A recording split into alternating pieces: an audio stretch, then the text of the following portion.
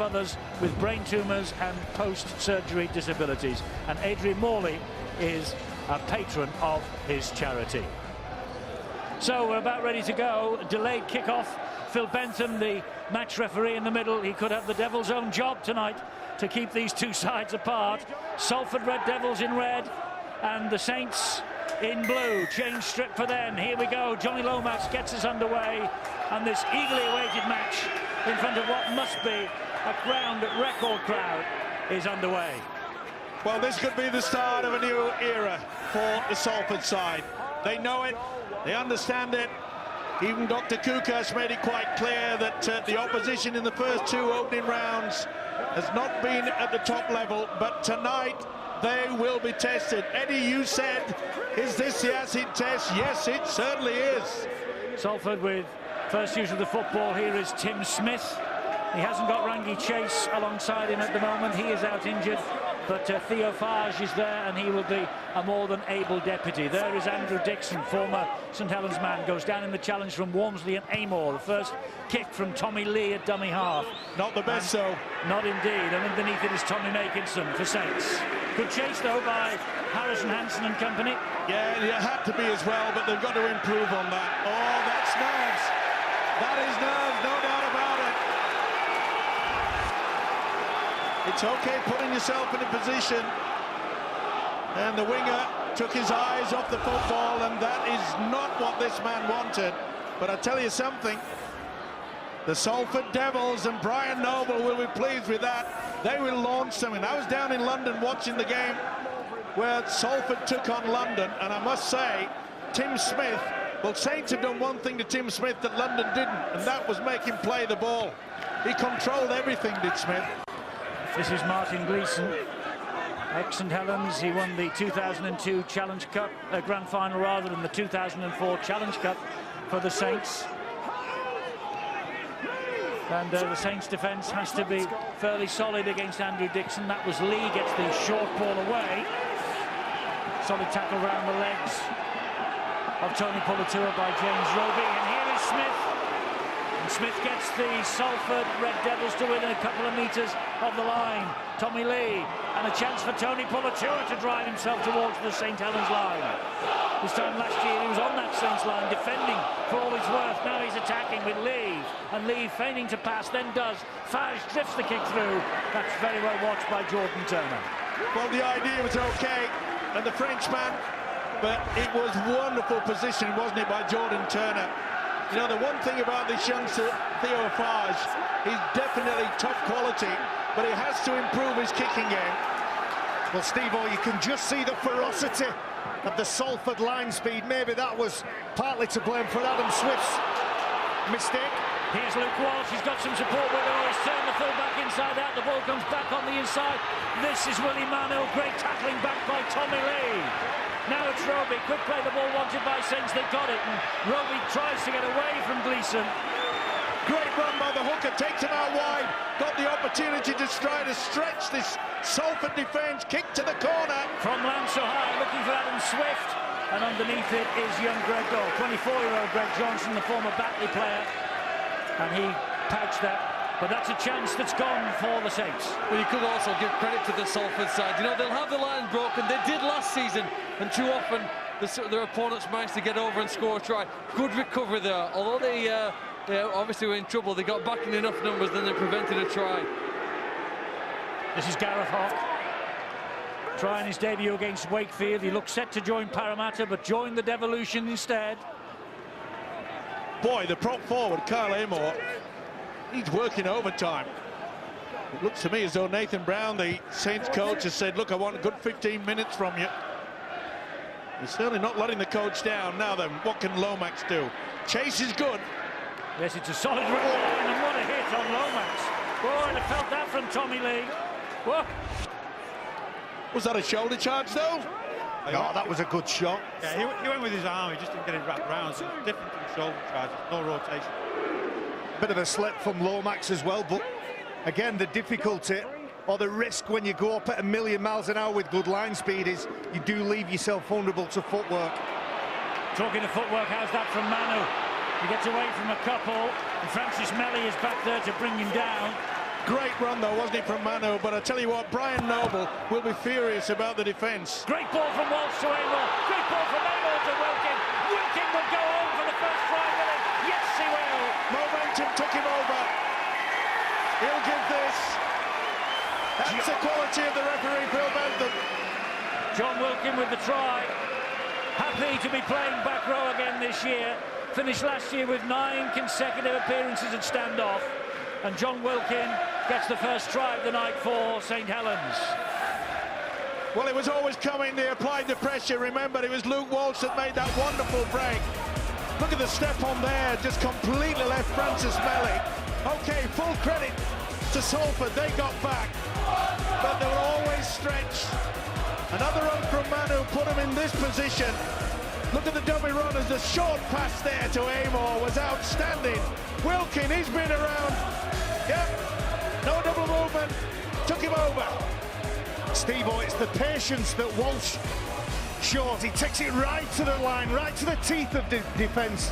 He threads Amor through a hole, who has the skill and ability to then link up with John Wilkin. Great start for the Saints side. And I just had a little look alongside the line here at Stuart Cummings. He gave me the thumbs up. There's no problem with that, Stuart, no? Not at all. The tackle was never complete. He just kept on going. His momentum took him over the line and he grounded the ball perfectly. Great try. So Wilkins trying. This is Luke Walsh to try and improve, which he does. Luke Walsh, well, that's his 13th goal already this year. 18 points and a man-of-the-match display against Warrington 2 weeks ago. Well, they found themselves in this position because one or two of the defenders on the left side for Salford just haven't stuck when they've hit the man. Then all of a sudden they're on the back foot, going, trying to cope with players flooding forward. Brian Noble knows they're now with Salford. If they hit a man in the Saints shirt, the form they're in at the moment, they have to stick and they have to stop the ball.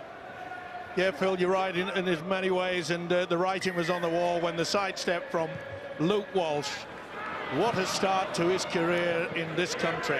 He has been outstanding, and it was only a matter of time, Eddie, that they were going to break that bridge and that defence. But what about Francis Melly? He must have gone into this game thinking, I know everything about everybody. Luke Walsh, the only, well, one of the few players he hasn't played with, just gave him the sidestep. Here is Alex Walmsley now for the Saints. 2012 Championship Young Player of the Year, formerly with Batley. Here is Lomax. They have a man on the outside. It is Swift, but Percival couldn't get the ball out to him. O'Hire at dummy half. Interesting move, Eddie. Nathan Brown has got utilised in the fullback, Johnny Lomax. Now, normally Lomax coming from that position from the back comes outside the centre. He was just off the fringe there. That's a neat little kick. That's a pressure kick. It is. It was a great kick. It was a tremendous kick from Wilkin. It was well gathered by Johnson. He has to take the tackle from Roby and from Lance O'Hire, and he does. Interesting that Lance O'Hire is in the side tonight. Poor Gary Wheeler, who has been plagued by injury throughout his career. There looks like a problem there for Francis Melly. But Lance O'Hire in for Gary Wheeler, as I say, plagued by injury, the young man. And Nathan Brown saying before the match tonight that he was feeling really sorry for O'Hire, that he couldn't force his way into the team, felt really bad that he couldn't get a place for him in his starting lineup. Well, he's been forced into it tonight because of Wheeler's injury. And I'm sure he's desperate to make an impact, the New Zealand international. That's not the best kick. Makinson will run this back for Saints. They can't afford to be doing this, Salford. They've got to, and look, they're missing the tackles. Here they've missed 3 on the row there. And they've got a job that Lee was in position. They've got to get that kicking game sorted out, and also this defence. They're all at sea. They're all going far too high. They've got to get the legs. Tremendous pace from St Helens. We saw that a fortnight ago. They blew Warrington off the park. Tonight they're trying to do the same to the Salford Red Devils as Roby comes in at dummy half, bullets the pass to Walsh. Little hop, skip and a jump from Walsh. He then finds O'Hire. O'Hire gives it to Lomax. Theophage low down. Gareth Hock finishing the job off. Here's Walsh again. Pops it up to Walmsley. Impressive Walmsley in the opening weeks of the season. Yeah, big, strong forwards. That's what Nathan Brown has brought to this game. And this guy, Luke Walsh, with this is a perfect kick. pass. This is a perfect kick, rather. But Greg Johnson dealt with it also perfectly. Well, we've been playing for 9 minutes. Everybody would know that all of the kicks for Saints have been fielded in that corner by Greg Johnson within 10 metres of his own line. He does well, doesn't he, under pressure there to gather the ball.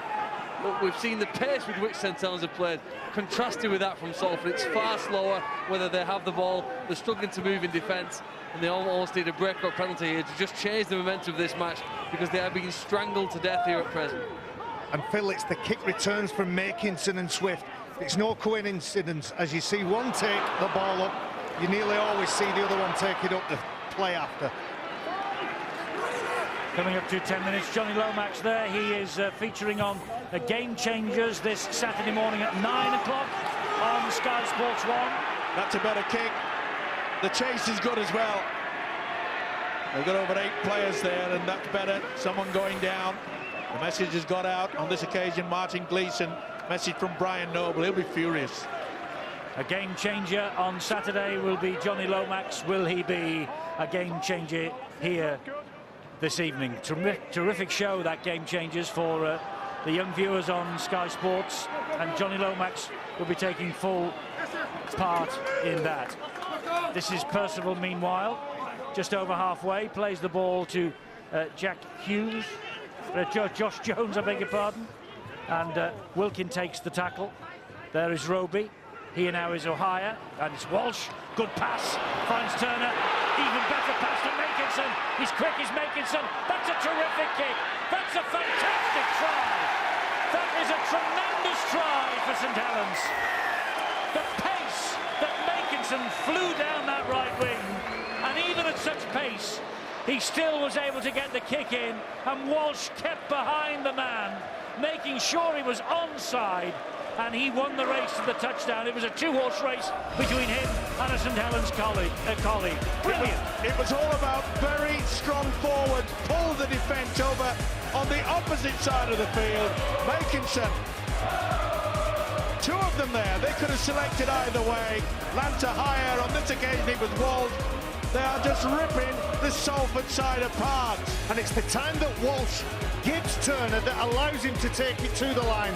And Fred Makinson, again through that small gap, a wonderfully intelligent kick into the field of play. And Luke Walsh is having a tremendous start to Super League. Isn't he just? 26 years of age, a former New South Wales under-19 representative. He's man of the match when we first saw him on his debut at Warrington. That's a 2-year deal. Formerly with Penrith, he was a standout figure for the Panthers in 2013, 159 points. Well, Nathan Brown has certainly unearthed a real nugget here, and on the evidence of the opening 3 weeks of the new first utility Super League season. And here he is to try and add the extra to his own try, which he does. And the Saints have raced into a 12-0 lead, and they came here with the intention of spoiling the Doctor's big night, and at the moment it's bang on course. Well, you can see that the player has to be behind the kick when it's placed off the foot. Makinson kicks inside, Walsh is onside, and clearly, calmly collects some grounds. Just too fast, too strong, and too skillful for Salford at present. That was the Reds about a minute there now to recover. Can they find a way of getting back into the game here? They certainly need possession inside their opponent's half, and they need to find a way of controlling how quick St Helens are playing this ball. Well, St Helens took full advantage of the problems that Francis Melly has out on that defensive part. He was completely out of it. He didn't really get himself into any good position, but that was brought about by very, very good forward play down the middle. Let's hope that he can then sort it all out. It doesn't look the best. Whoa. Lamatasi hunting up. You saw Kyle Amor, the big strong Cumbrian. That's a clash I look forward to seeing again. I think you just might have caught a shot there. Francis Melly seems to have a problem with one of his eyes. I don't know if it's a poke in the eye or something, but he's certainly struggling with his vision.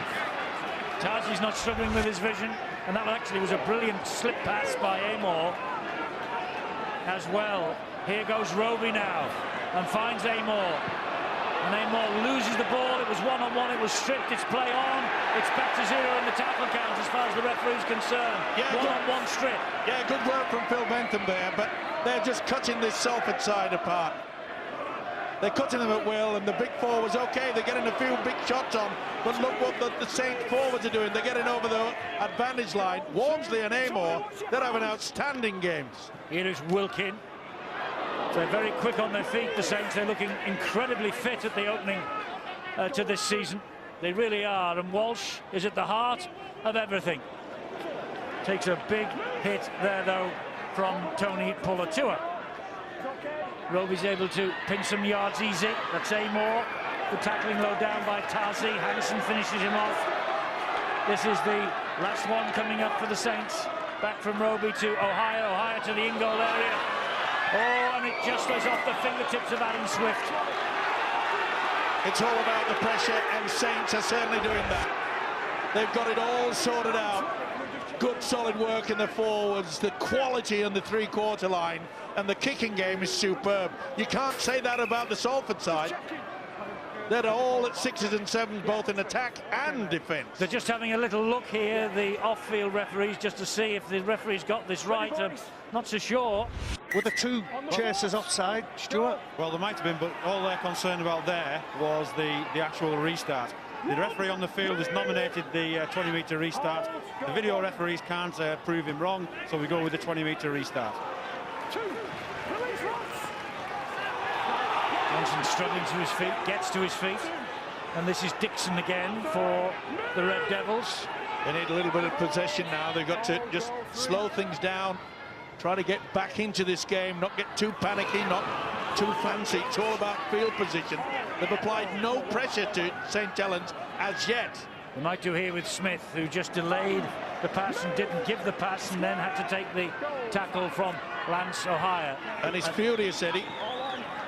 Tim Smith is furious that no one was there to come both on the inside and outside. When you've got a player like that, you've got to make sure that you support him. Not just one player, two. Neat little chip over the top from Tommy Lee. Finds touch on this near side. There's nobody there, you're right. He was waiting for somebody and they didn't turn up. Well, they have won their first two games for the first time since 2006, the Salford Red Devils. That just happened to be the only year that they have made the playoffs. Dr. Kukash has said his minimum requirement is the top 6.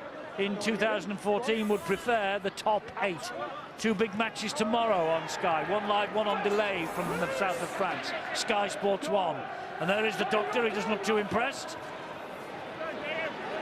Not with what he's seen so far, and he won't be impressed with that defence either. And again, far too high. Look, you're just making it easy for him. Look how they pick up Lomax from the dummy half position. This guy is outstanding at the moment. Kyle Amor, all over the shop. Yes, Wakefield, Amor on a 4-year deal. Look at the position they are, Phil. Well, it looks only like on the St. third. Helens. Yeah, they're playing it in fast forward, and Salford almost look as though they're in slow motion, don't they? Just the quick speed of the play of the ball. They can't live with the pace that St. Helens have started the match. Walsh, he's toying with them. He gets the pass away on the bounce to Wilkin. Now then, was that touched? No, the referee says that's still foul. That would be the turnover. Yeah, this is contentious as far as Wilkin's concerned, Stuart. Well, it is. He certainly went towards the ball. Whether he's actually touched it, you'd probably say he's trying to make a tackle there, so he's at the benefit of the doubt. Yes, benefit of the doubt for Salford is something they needed. I don't think he did looking at that. That's a great decision, actually, from Phil Bentham. On halfway, the Red Devils. And this is Danny Williams. Boy, if ever a team needed a penalty, it has to be the home side, Salford. That's better, running onto the ball. A little bit more enthusiasm. Good drive forward that by Tarzai. Here now is Smith, who went through his fingers and backwards. Andrew Dixon picks up the pieces. And he is then spun to the ground by Louis McCarthy Scarsbrook. Ryan Giggs is looking anxiously on. The ball goes off the boot of Tim Smith. Good kick from him. Well climbed by Adam Swift.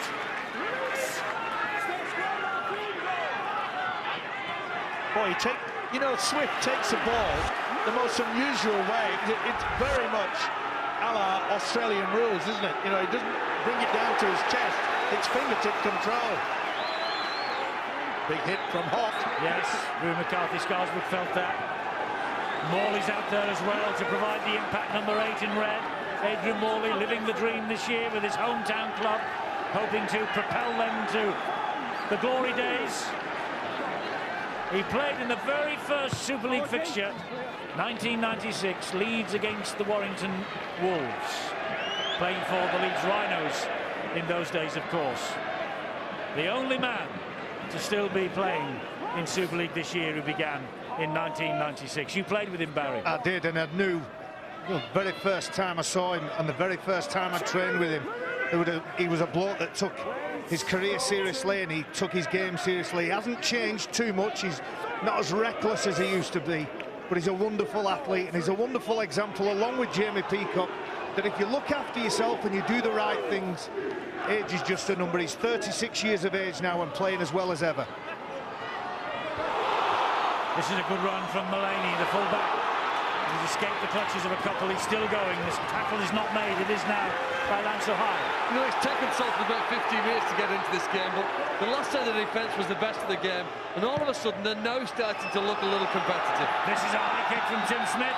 Roby has dropped it, or was he impeded? He was impeded in the air. Yeah, there was contact as he was getting himself off the ground. Look at that, though, the way that they shielded it. Trouble is, they stopped shielding. That looks a little harsh on second viewing, Stuart. Well, he's viewed that he's made contact in the air. Whether it actually constitutes a tackle is a different thing. You know, St Helens ended up with the ball anyway, so we could have probably played on from that. The doctor's not impressed. By the way, I mentioned that Adrian Morley played in the very first Super League match for the Leeds Rhinos against Warrington. The very first Super League match of all time was refereed by, guess who? Stuart Cummins, part of our team. Another man still standing from the first weekend. Seems a long time ago.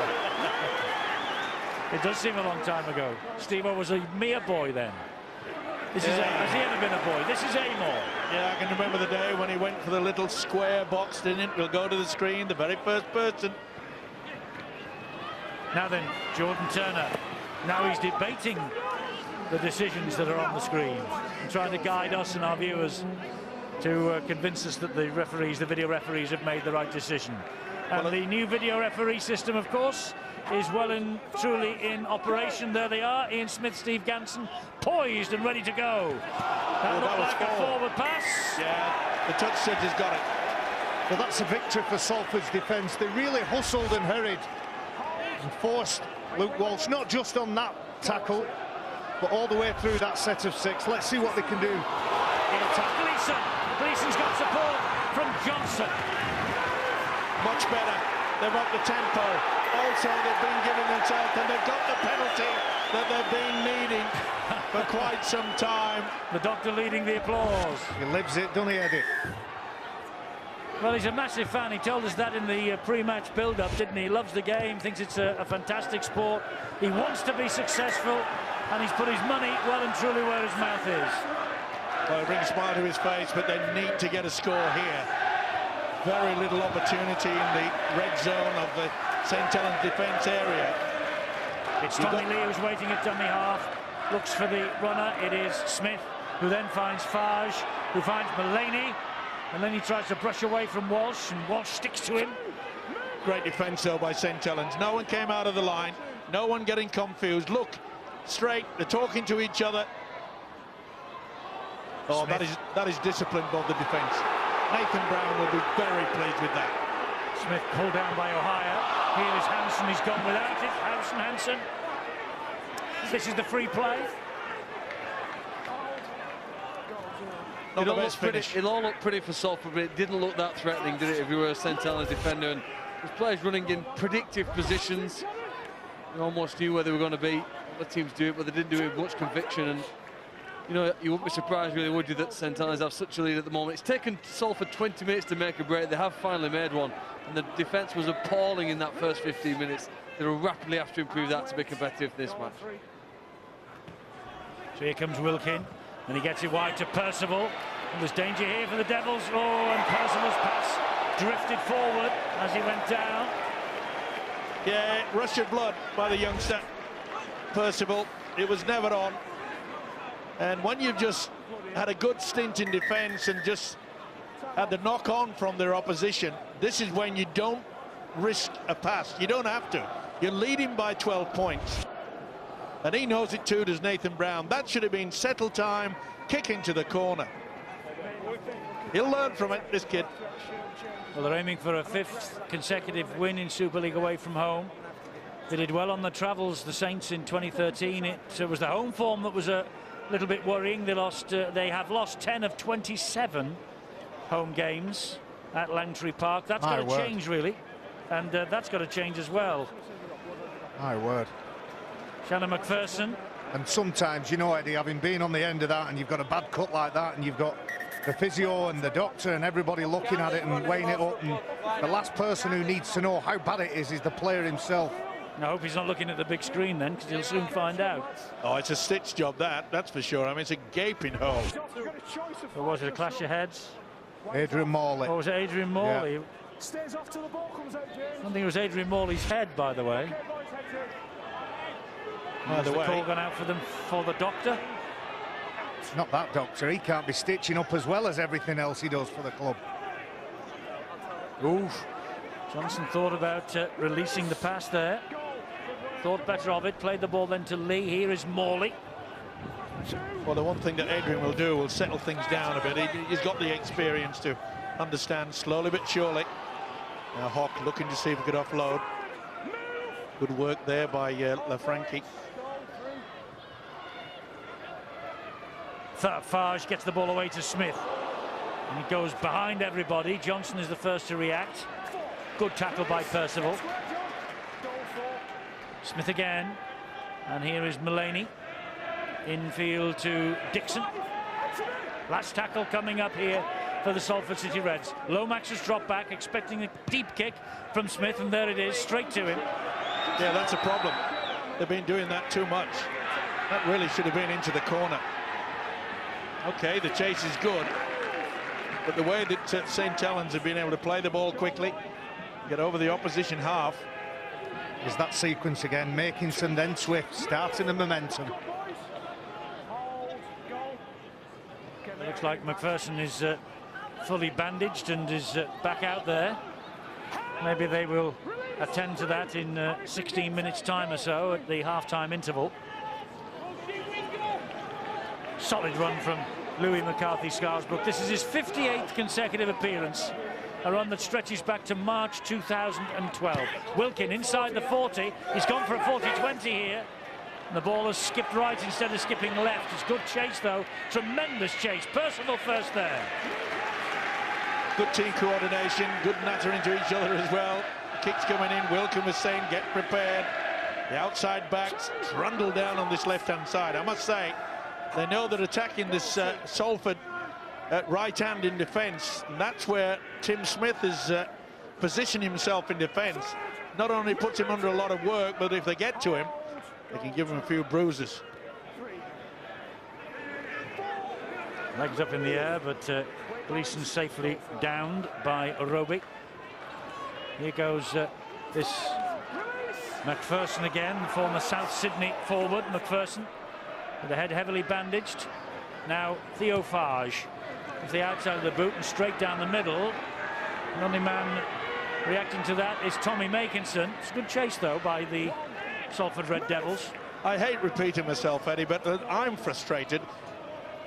Whatever Brian Noble must be thinking now, how many times have they just made sure that they kick down the middle when none of the St. Helens wingers had dropped back? Put them into the corner. Josh Jones, another man who has been fairly consistent for the Saints. 37th consecutive appearance for him tonight. This is another attempt by Wilkin for a 40-20. It might just get the skip. It does get the skip. That's a 40-20 from Wilkin. We saw one in the first game from Luke Walsh. We've seen one in the second time we've seen Saints from John Wilkin. Well, let's hope that Brian Noble and the Salford players have taken a little bit of notice to this. Well, Steve, I think that Saints set that up. John Wilkin saw something he liked the previous kick. He kicked it long. Craig Johnson only just got there, but he thought, do you know what, I might just have a little look at that. Kicked early on the third tackle. Greg Johnson not back, couldn't get back in time, and good field position for the Saints. And you know, Baz, I know it may surprise you, but sometimes forwards can think, and that was great play by Wilkin. The modern-day forward can think. Well, John Wilkin, a tremendous kick. The chairman of the League 13 association that looks after the players. And Shannon McPherson having a quick jersey change. And it was a head clash here, we think. Yes, it was, with Johnny Lomax. So I blamed Adrian Morley in the tackle, but it wasn't that. It was a head clash with Johnny Lomax. This is a massive minute of action here now for Salford. You know, they got themselves compared. They were coping until this 40-20, but shifted the momentum again back now in St Helens' favour. They have to focus for these 6 players. They must hold them out. And Lomax finds Adam Swift. Swift heads to the right-hand side, puts the brakes on. Goes down in the challenge. Heavy tackling it was as well. This is Willie Manu doing exactly the job that they brought him from Hull to do. 9 metres away from the line, plays the ball to Roby. Roby short ball to Louis McCarthy-Scarsbrook. McCarthy-Scarsbrook goes down 3 metres shy of the line. Roby's there again. Here is Jones, gets it away to Walsh. Now it's O'Hire. Here is Lomax. Little hop and a skip from Lomax. Dumps the ball back to Percival. Percival helps it on to Wilkin. This is good stuff again from the Saints. Jones goes down on tackle number 4. Roby. Walsh flat pass. Louis McCarthy-Scarsbrook loses the ball. McPherson comes up with the loose carry. Absolutely brilliant by Theo Farge. You know, they've sent that much traffic as the young French halfback, yet he got himself in front of LMS, cut him in two, and obviously forced the ball out. That was brilliant play by the young Frenchman.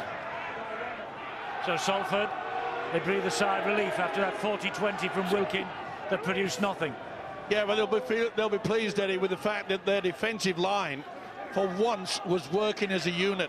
That's the reason why they snuffed out any opportunity. Okay, good hit by the French halfback, Farge. And here he is again now, this time with the ball in his hand.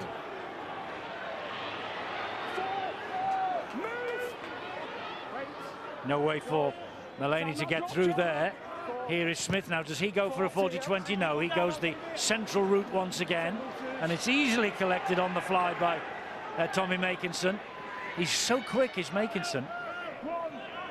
You wouldn't necessarily kick to him all night, would you? Well, it's becoming monotonous, Eddie. It's down the middle.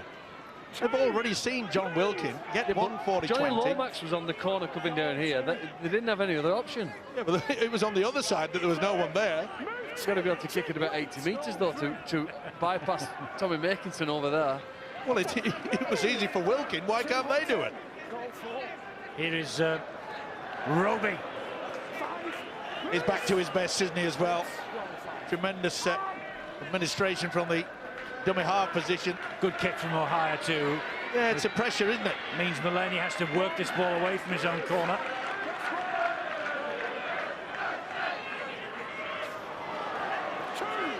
Now it's St Helens' turn to defend. They do against Williams. Plays the ball somewhat untidily. Here is Gleeson.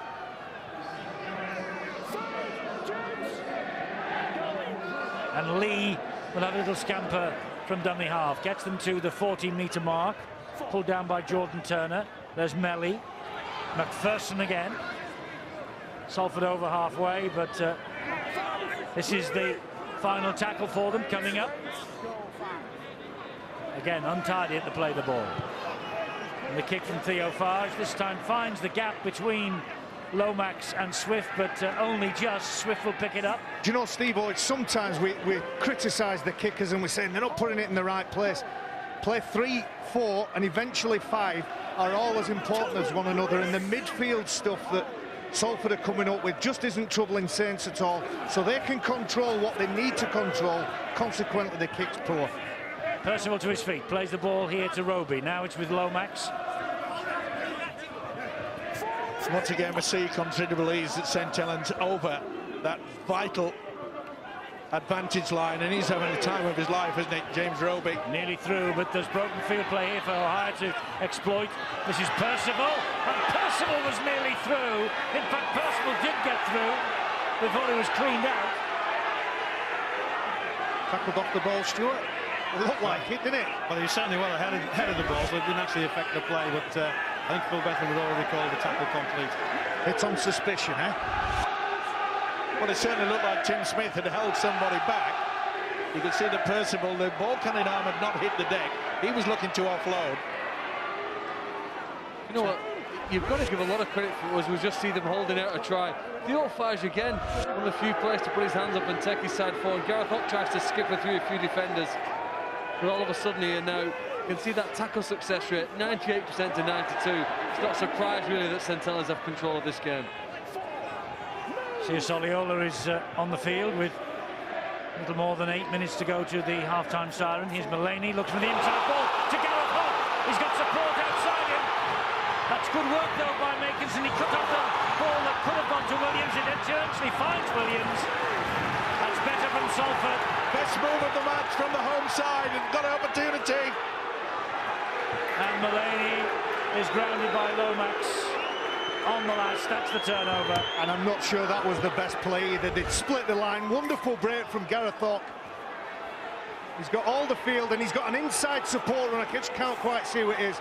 And he chooses to stick hold, find Danny Williams and the fullback. I'm not sure that was the best play. Well, I think Great run from Hock though. Yeah, and I think he lost the plot, didn't it, Mulaney? But either way, that will lift their spirits, because the inside ball that released the second row of Gareth Hock. So it's 12-0 to St Helens as we approach half-time. Saints in second place after 2 rounds. They are the leading point scorers after the first 2 games, but Castleford top of the table on points difference. They've conceded 6 less than the Saints have this year. That's a tremendous chase.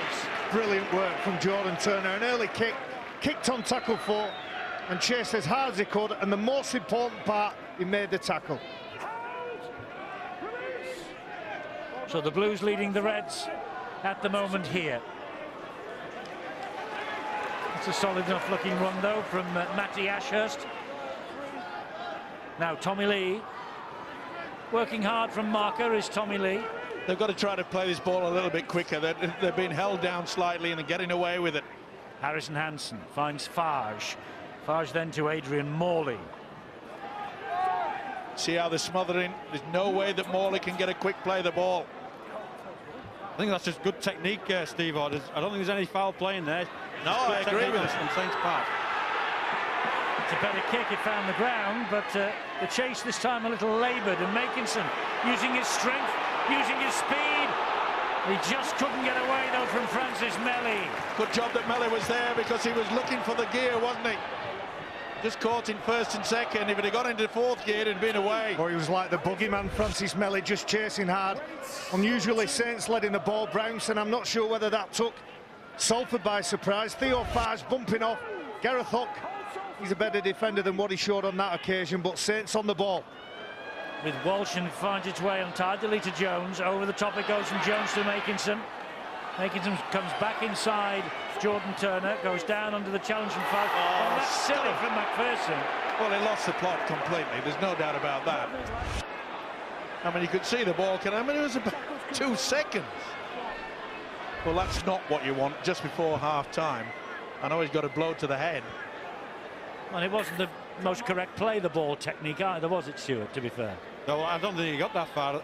I think in McPherson's defence, I think he wasn't aware that the other player had hold of his legs, so I think he just thought he was going in to complete the tackle.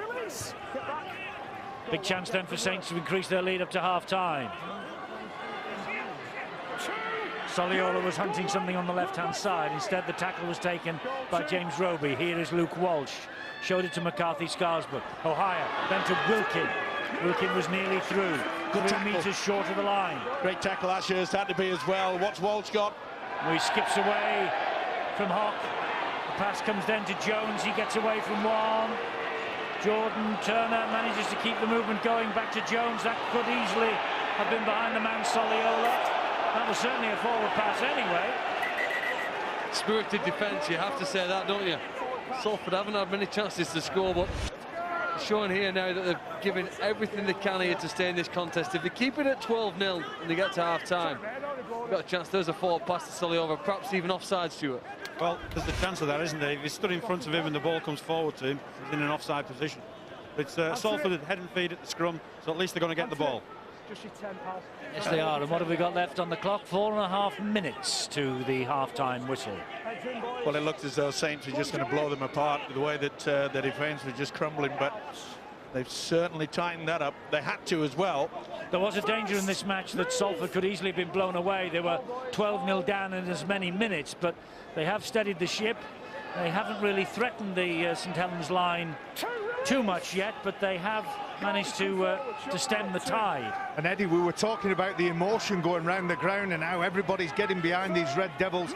Maybe that seeped through into the changing room, and the players came out all fired up, all revved up, and played that first 15 or 20 minutes on pure emotion. There's a saying in rugby league, you've got to have fire in your belly, but it won't work without ice in your mind. Two sides here are watching who could easily be top of the table tonight until whatever happens at Hulkingston Rovers tomorrow. The Castleford Tigers are the visitors live on Sky Sports. Castleford leading the way just now, but either of these two sides can leapfrog them until tomorrow at 8 o'clock. And we'll follow that, of course, with Catalan against Leeds at 10. The first of our home games from Perpignan. We're going to show each and every home game that the Catalan Dragons played this year in 2014. That's a new feature for us this season here on Sky Sports. Well, it's a shame there. Theo Farge got a pretty good kick, and it was just a little bit too strong. Tried to get the back spin on it. Leeds, by the way, the fourth team with a 100% record in that table. Here comes Mark Percival through the lazy arm of Gareth Hock, eventually going down under the challenge of Johnson and Morley. Roby to Soliola. He gets to his feet, plays the ball to Roby again. Luke Walsh then to Lomax. Lomax not tackled, so he's able to pass the ball off the deck to Percival. Percival slides the kick in. Oh, it's a good kick too. It looked like it was going far too quickly, but then it suddenly pulled in, and Mulaney had to shuffle the ball down. Excellent little dribble through, wasn't it? Good position though by Jake Mulaney. It had to be as well. Just bounces on its tip here, the ball, and stands still almost. Yeah, he's having a great game, Percival, as well. Is there only me thinking the pass was the easier and probably better option? Percival, I think it was only Tim Smith he had a 2-on-1 with. Well, they've got the restart, haven't they? They'll get the possession back. And plenty of time to get through this set of 6, 2 minutes 5 seconds. Bit of attention for Theo Farge on the left-hand side there. The referee, Phil Bentham, said you've got to get back behind the line. You can tend to him there. Not in the field of play. They were hoping they could stop the game. He wasn't going to have that. Tim Smith's drop out to just about 40 metres away. Here comes LNS. Rumbustious run from him, halted by Harrison Hansen's initial tackle, helped out by Morley. Here is Soliola. Saints looking to score their third try of this first half. Immediately before half-time, Walsh, kick over the top. It's a tremendous kick as well. It could be a try here for Menkinson, but it's a decision for our video referees, Steve Ganson and Ian Smith. Offside, onside to check, and also the grounding. Stuart. Well, I don't think there's much doubt about the onside. I think it's a planned move. So Louis McCarthy-Scarborough scurry along after he played the ball to get him into position. They're clearly onside there, so it's all about what happens at the other end. Does he collect the ball cleanly? Is there a knock-on? Does he ground it correctly? Does he challenge the player as well and tackle him illegally? Is that an issue? There's all that to check now. I'm sure they'll get close in and have a look at what's happening there. I think it's a fair challenge, both going for the ball. Salford player seems to get hold of the ball first, and is then knocked out by Makinson pushing through. So it's play on from that position. It comes off his leg, so it's still live in play. Still go forward. You're just seeing that from another angle. In fact, he might not even touch Tommy Makinson there. I think it just comes back off the Salford player. Yeah, it comes off Williams, doesn't it? Don't think Makinson's touched it yet.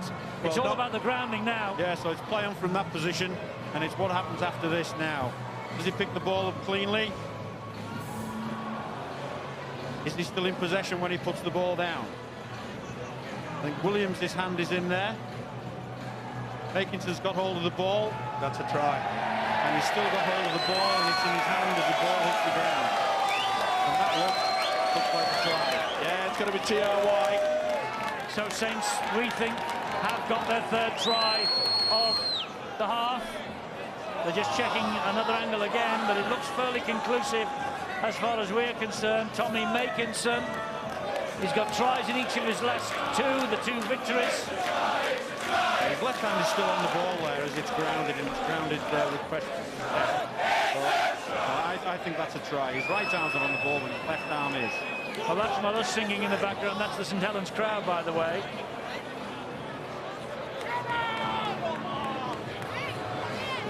Well, I can't see what the problem is. It's quite clear that left hand has still hold of the ball. The body flops onto it. It's a TRY for 100 times.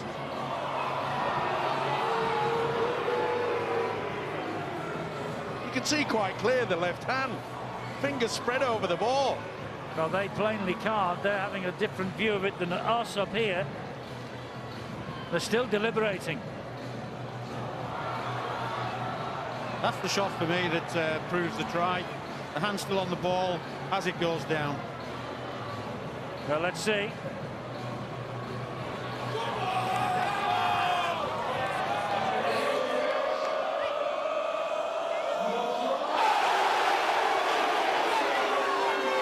Knock on, Mike. I could see it from the start. You were very quiet, Philip.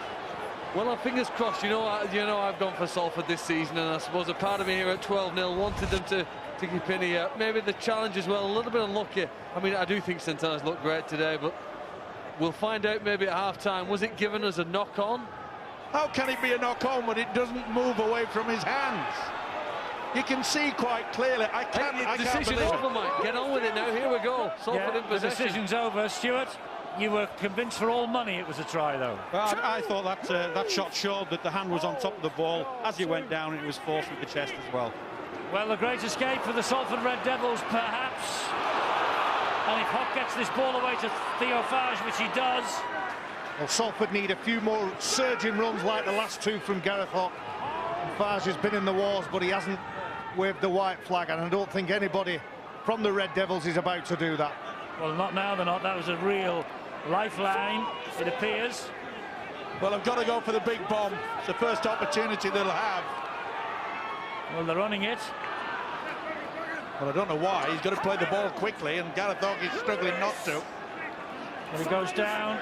We've got 4 seconds to go here. He's got to play the ball quickly. He does.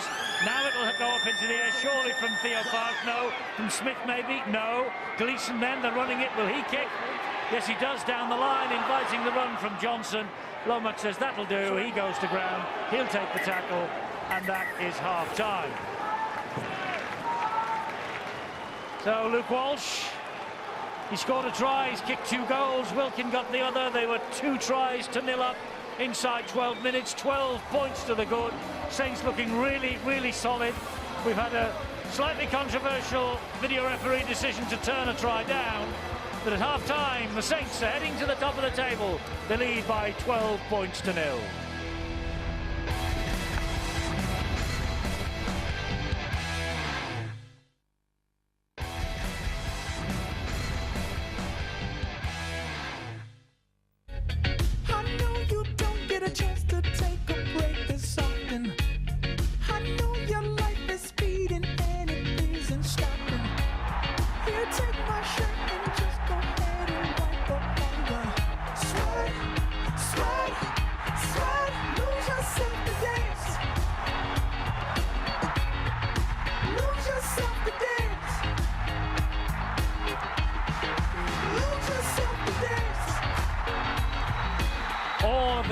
Dragons home games this year only on Sky Sports. First one Friday on delay at 10 o'clock, Sky Sports 1 against the Leeds Rhinos. Before that, though, we will see another of the teams currently sitting on play 2, 1-2. That's the Castleford Tigers, the league leaders. They're at Hull Kingston Rovers, and we're live there tomorrow night. Also, Sky Sports 1 at 8. We're live here tonight at the AJ Bell Stadium, the home of the Salford Red Devils. The Devolution's underway and a revolution's underway at St Helens. They're leading by 12 points to 0. 2 tries in the opening 12 minutes of this match. And Brian Noble with one or two problems to sort out after the slow start. He managed to do that. He steadied things up, and Salford are very much still in this contest, particularly bearing in mind that Nathan Brown's men had a try, somewhat controversially, I suppose, disallowed by the video referee for a knock-on. Right, let's take a look again at that first half. Here are the boys at the touchscreen. Yes, thanks very much, Eddie. Hell not as hot as the Salford side would have hoped to have made it for St Helens. Look, enthusiasm abounded, John, in the opening minutes of this game. But St Helens were able to marry that enthusiasm with smart rugby league play. Give us an example of it. Yeah, they did, and I think one of the key things to mention from the outset, and again to qualify what we're talking about, and it is Luke Walsh again, and we are being, but it is the small changes, the incremental changes that St Helens have made over the few years versus the big block change that Salford have had to make to start this revolution that's been going on. First part of the play, I do not mind this at all. And these are the guys we're looking at. It's enthusiastic defence, it's in your face, it's aggressive, and I'm sure it's what the fans want to see. So the initial part of the contact on Josh Jones is fine. Now I want you to take a look at this man, because he's already figuring out that there's going to be a big hole somewhere around here because Gareth Hock's going to be late off. It's Gareth Hock's jersey we need to keep an eye on, the number 12. So here he is, last off the ruck. Keep your eye on him, and look how Luke Walsh steps inside and picks him off. That was the first of two breaks. The second, if you remember, led to Wilkins' try. He's going to be some acquisition, isn't he, for St Helens? He's already proven it in game 3. He seems to be, at the more minutes we watch him, the missing link. Yeah, absolutely, and you did identify it in that first game against the Warrington Wolves. He might be the difference between the two sides. St Helens scored a marvellous try. Again, it was Luke Walsh that scored it. You can wax lyrical about how good the try is, but you need to point out a little bit of sloppy defence from from Salford, and something that's hurt them majorly in this half is poor defence. Yeah, well, first of all, it's Francis Melly who's caught he's in the left centre. He has played plenty of centre in his career, but I think he's a far better winger. I don't think he's a natural defensive centre, and he was caught out here a little bit. His crime, as bad as it was for ball watching, and you're going to get that because Luke Walsh has caused all kinds of problems in the lead up to this. Again, nothing looks too much to be on, but I'm going to stop it just at the point where this next play begins, because there's all the aspects of play that we need to look at. First of all, you've got Luke Walsh, who's out here at second receiver. You've got the man who is eventually going to make the break on the outside, Jordan Turner, who's up here. And then you've got Francis Melly, who's here. And there's one crucial thing about Francis Melly, and this is the way that he stays until the ball gets out into his channel. He's ball watching. He's having a look at the ball. He's not having a look at what numbers are on the outside of him and where he needs to be.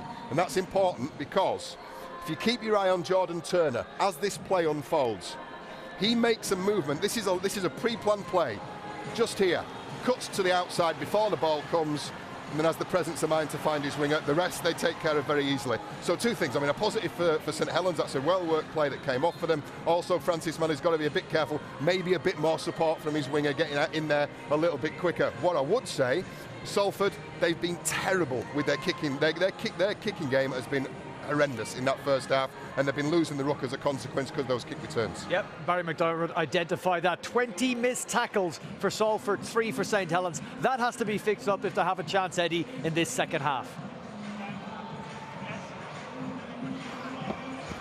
Yes, I'm sure that Brian Noble is working on that as we speak. Brian, thanks very much. So the crowd here, remember the kickoff delayed because that many people wanted to get to the AJ Bill Stadium to see this match.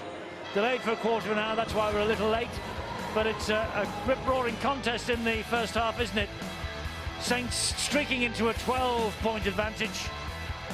The good doctor not pleased with what he saw, but maybe he is as we approached half-time.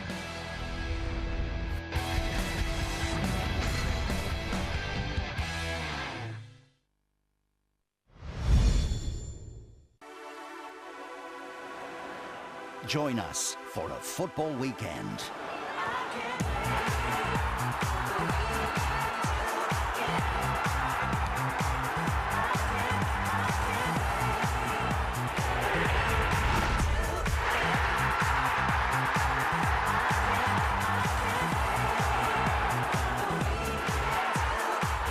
This weekend, live on Sky Sports. Eat this triple extra. Triple chicken, triple bacon, and tasty club sauce. It's man time. The triple extra. Lady Luck. She may look down kindly on your unique swing, those quirky hips and dancing feet. Or maybe not, for she's unpredictable, at times very cruel. Well, Lady Luck, you ain't no lady, and we have something in our bag that's going to create our own luck. So we're not going to play with you today. Sorry. With the Callaway X-Hot Irons only $2.99 and the Callaway X-Hot Hybrid only £79, we're leaving nothing to chance. American Golf, there's no maybe. If you have more than one car, pick up the phone and call. Or go to Admiral's website. We need to implore. Get an awesome discount with multi-car for sure. Super Admiral saves you more and more. The multi-car discounts are waiting for you. Whoa, whoa, whoa, really? Why not just tell people they can save hundreds of pounds on their car insurance with Admiral Multi-Car? Thank you. Save on your car insurance at Admiral.com. Voted UK's best car insurance provider.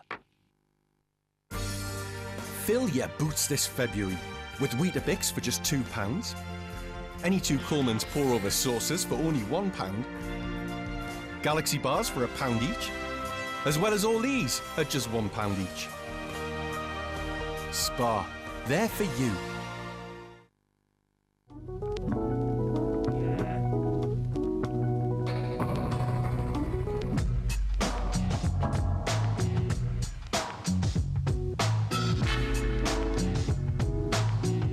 Inspiration comes from everywhere.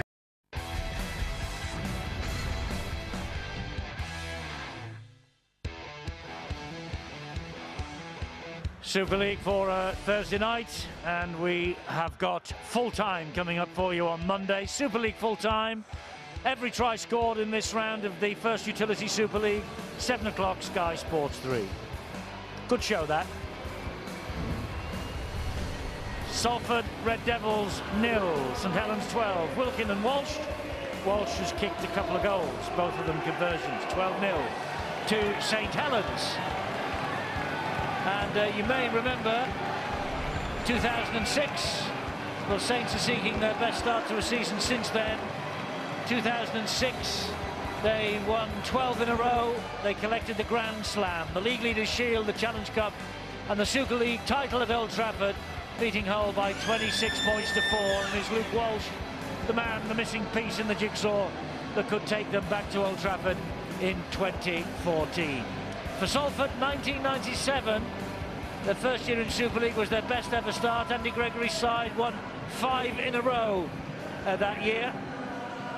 To come up with their best start since 1997, Saints will have to end a 7-match losing streak to St Helens, stretching back 4 years. In fact, they have a pretty poor record against the Saints, who won here 52-10 last year. Overall, it's 29 wins from 33 in Super League for St Helens against Salford. Second half is underway, and McCarthy Scarsbrook drives it forward, and there's the first tackle. Now, Salford, Steve Owens, is an obvious thing to say, I know, but they have to score first. Yeah, not only that, and I'm sure that Brian Noble, their coach, would have said to them, we've got to make sure that we defend. You know, it took them well over 20 minutes to understand that they had a bit of a problem in that department. Looking to take that ball, but they really have got to be aggressive now, and a little bit more adventurous as well. We haven't seen much from Tim Smith. They've kept him pretty quiet. Maybe a change, maybe utilising Tim Smith, not first receiver all the time, but to come as a second man and play the ball a little bit out wider. Referee, that ball was not played out by the Salford man. I think it might have been Adrian Morley. Not played at, so the tackle count continues. Therefore, this is the last tackle, hence the kick from Wilkin. Straight down the middle now for St Helens, bouncing into the arms of Mullaney, and here is Greg Johnson. Well, that was a decent set, decent defensive set from Salford. We saw in the opening couple of minutes, they were on pure emotion. There's a little bit more structure to them this half.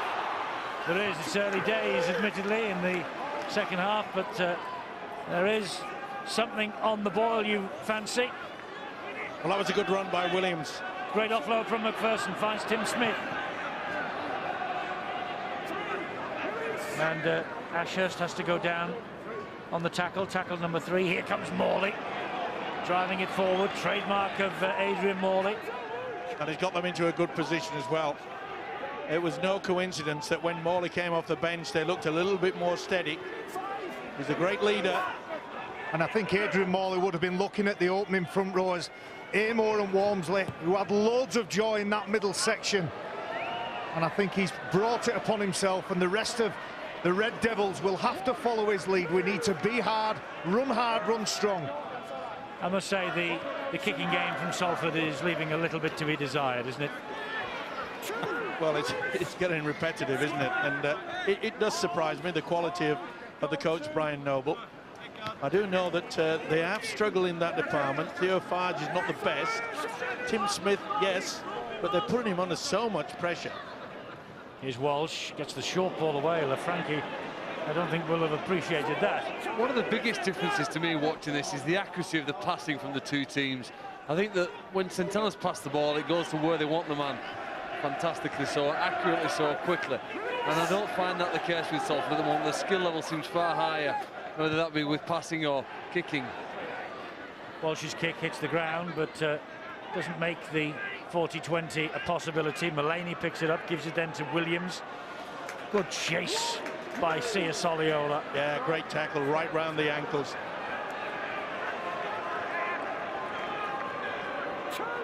Midway inside their own half now, Salford with Mullaney, their fullback. And that's Shannon McPherson. Oh, he's lost it. Ball was stolen. I think he was turning around looking to offload. It was just too tempting for the Saints defenders. If you have hands on the ball, does that mean it goes in the way of the ball carrier, Stuart? Well, there has to be a ball steal for a start. You know, there was no real pulling motion on that. Our Saints might be badly done to on that one. Oh, and Hocker's hit that at full pace.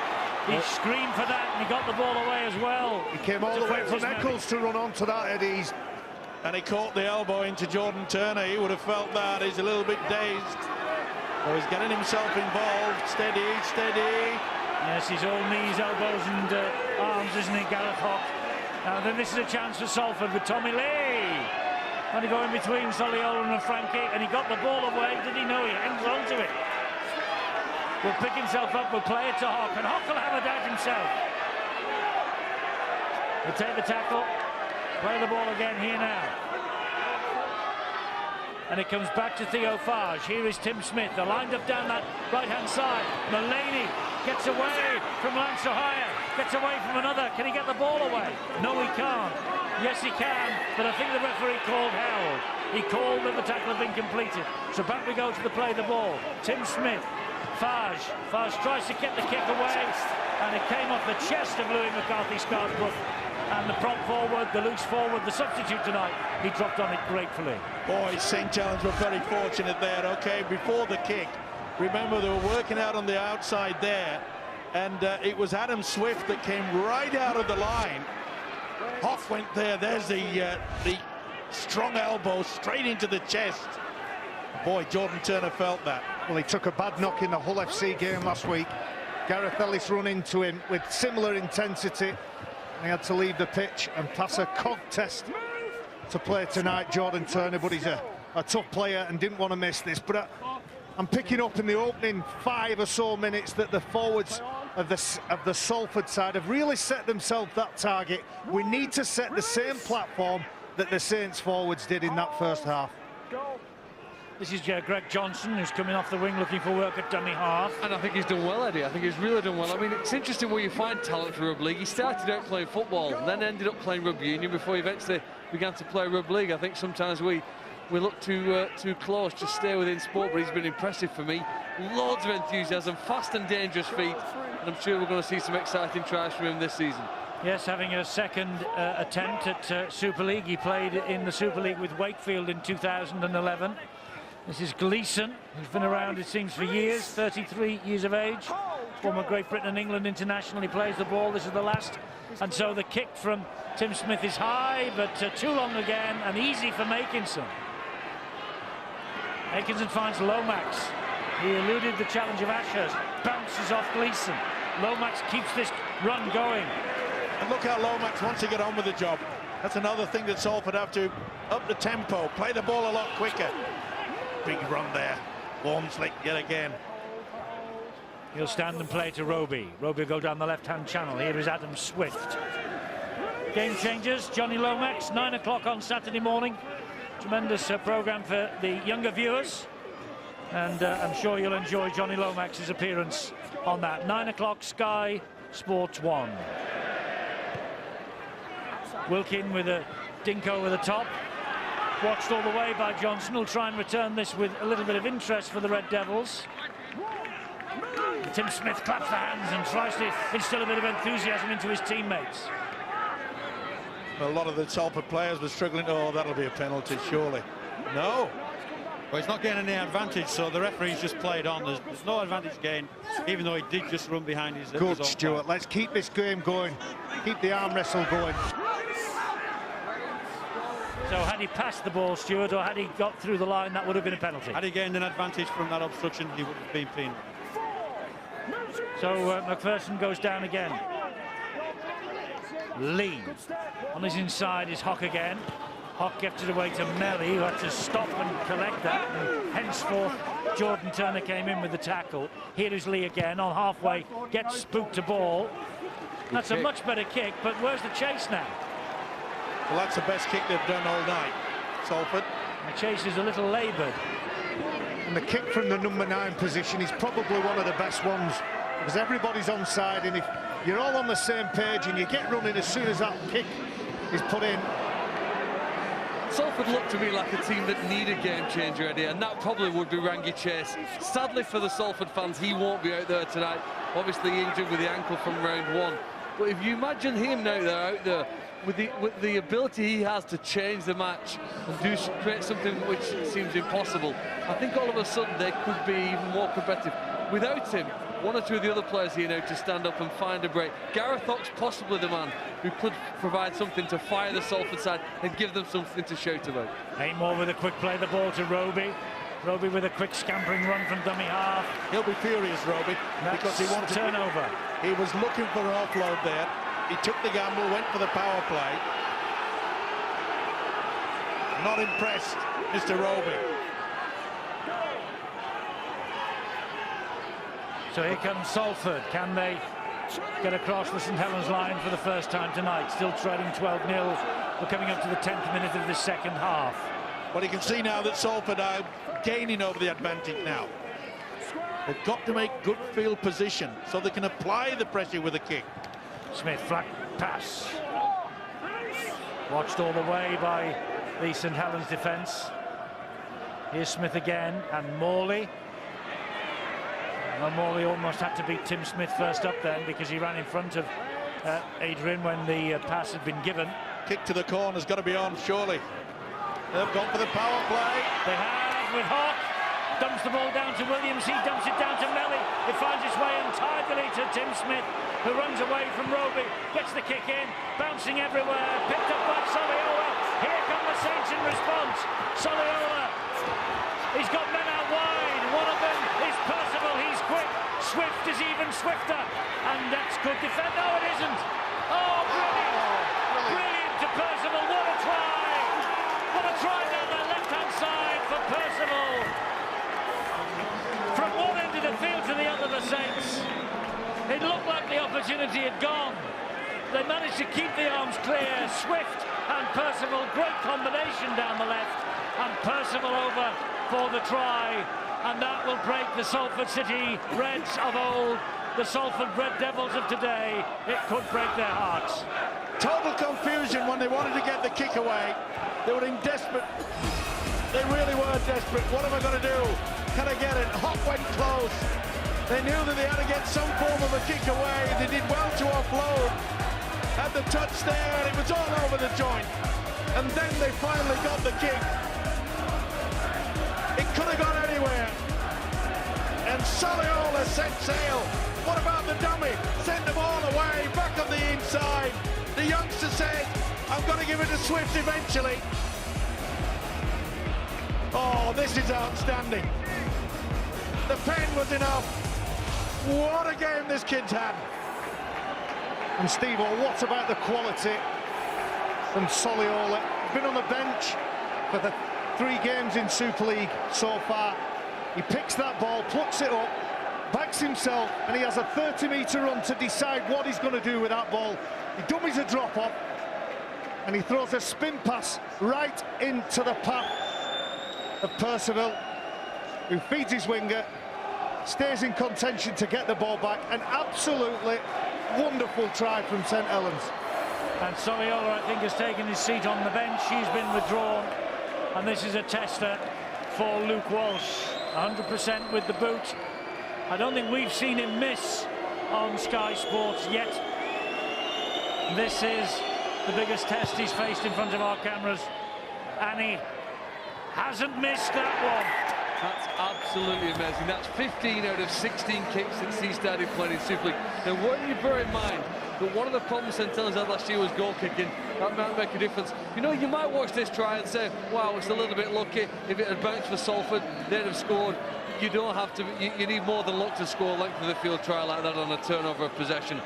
Good sides, teams that get to grand finals can turn something into nothing, and they've done that here, really. They've gone the length of the field and really broken the hearts, I think, of the Salford side. You're right, Phil, and the positional sense by Percival.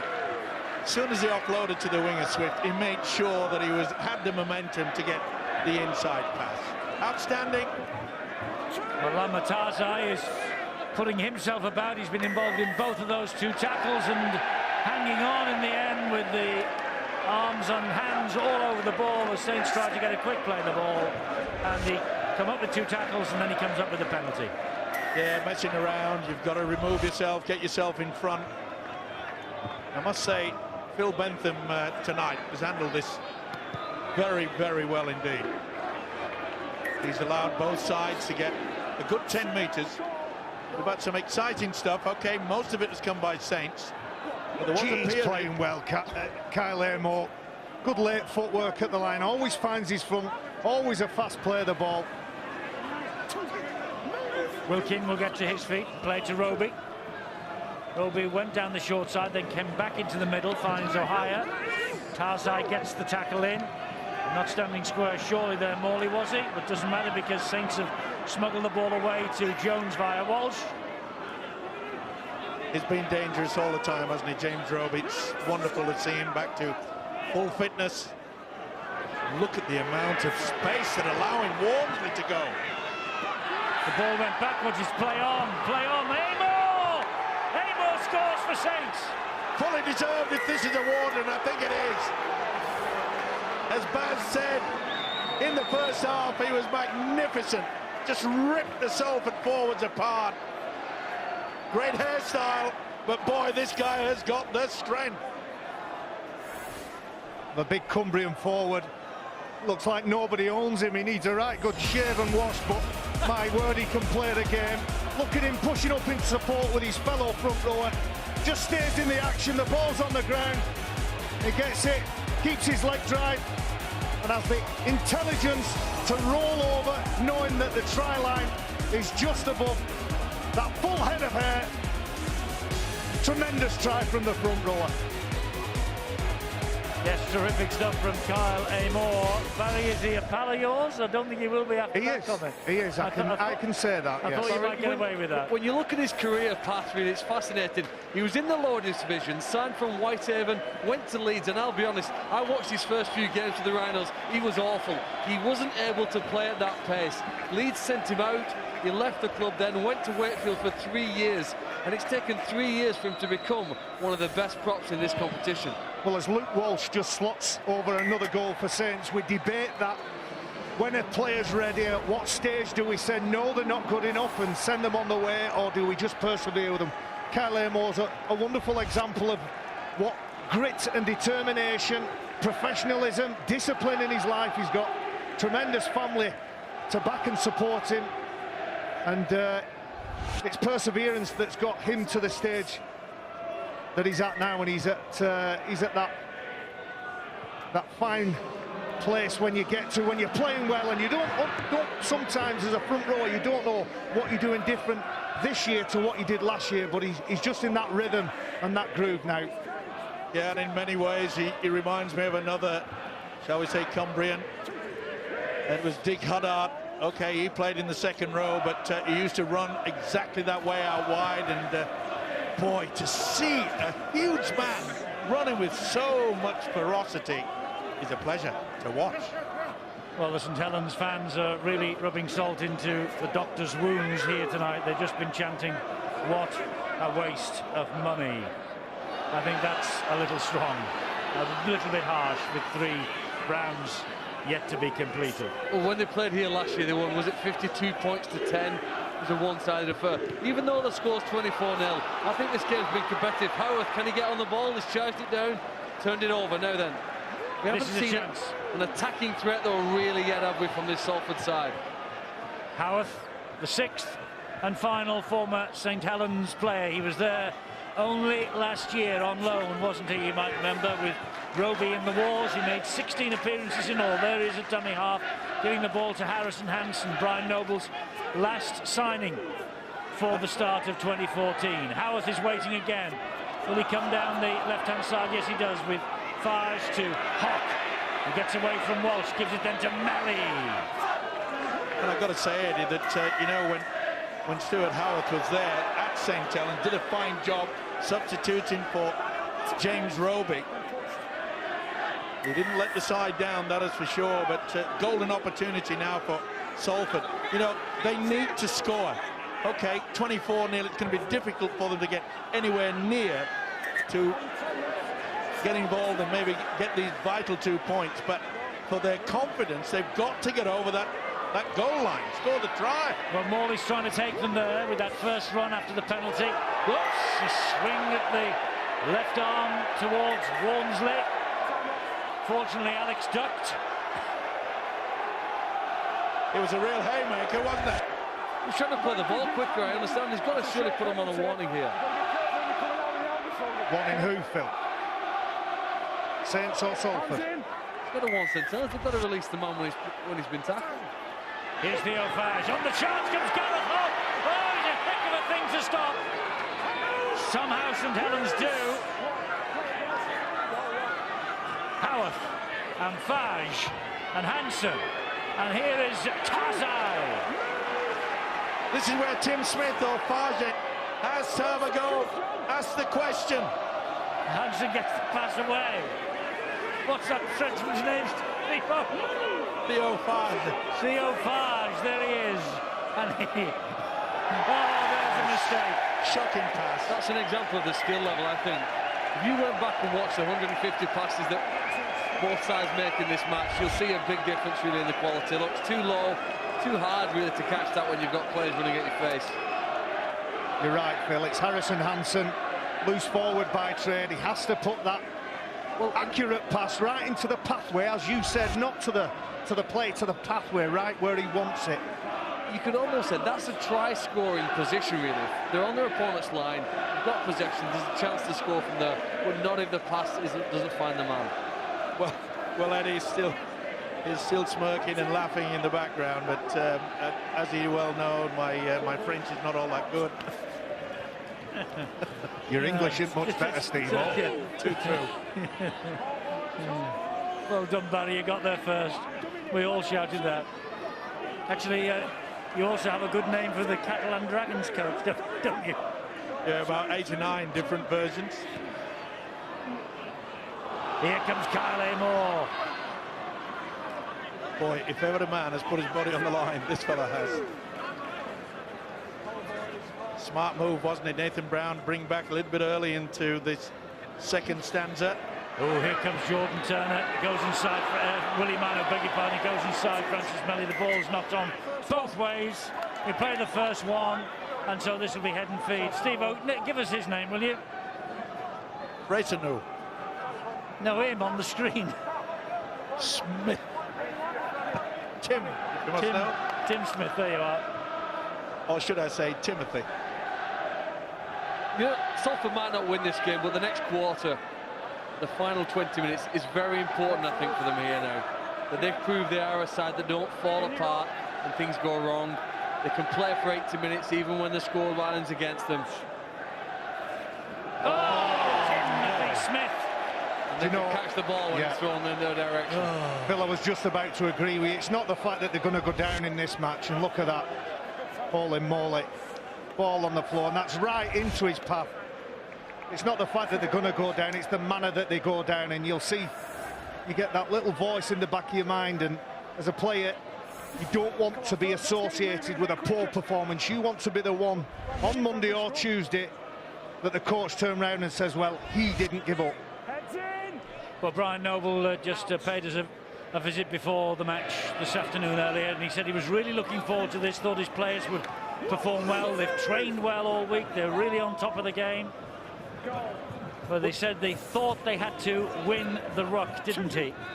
Yeah, we'll see Salford again next Thursday, by the way. They're at Widnes, 7:30 Sky Sports 1 again. Listen, and then the following night, look at that, Huddersfield Leeds. I don't have to tell Brian Noble how to coach, that is for sure, but he knows that they have just dropped down in the basics. Well, he was right. They had to win the ruck. They just didn't do it. And I'm afraid that they have conceded the penalty here because there were two in the tackle and the ball was stolen from Roby. Only just. Will it take the two? Yeah, why not? Let's have a breather. 24-0. That's smart thinking. Just going to go back to goal kicking here, why he takes an attempt to kick two more. Last year, St Helens used 8 different goal kickers. Now, over the course of the season, they just succeeded in just less than 70% of the kicks they went for. This guy's over 90% with his success rate. Just imagine over the course of the season what a difference that's going to make in the tight games if he continues to slot them over as he has for the first 3 rounds. Well, we said it, didn't we, in the opening round when he had an outstanding game, that he was the missing piece of the jigsaw, and Nathan Brown was very, very smart to ensure that they signed this fella, and what a signing he's turning out to be. Another successful kick, another 2 points, 26 points to 0. If he keeps going like this, Luke Walsh, first 3 rounds of the competition, he's been sensational. And there has been the difference. It's easy to explain. Wellens comes on. I think it's his birthday today, Paul Wellens.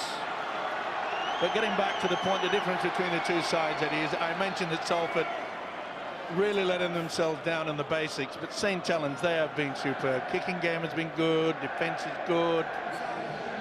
Completely outplayed the opposition. So Wellens into the fray.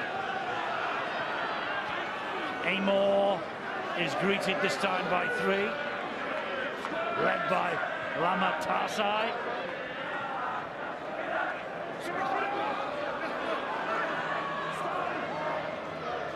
Roby, here's Walmsley again, bump away from 1, takes on Melly, down he goes, gets up again, Melly back for a second chance. Problem with Hock. He went in awkward. Hock is in a lot of trouble, I think. This is ankle. He has an ankle problem, Gareth Hock.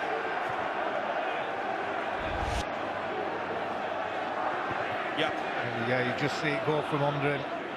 The Saints fans in the ground tonight enjoying an ex-Wigan player picking up a knock. You just see the right ankle just buckle under him, but it was the intensity of Alex Walmsley's run.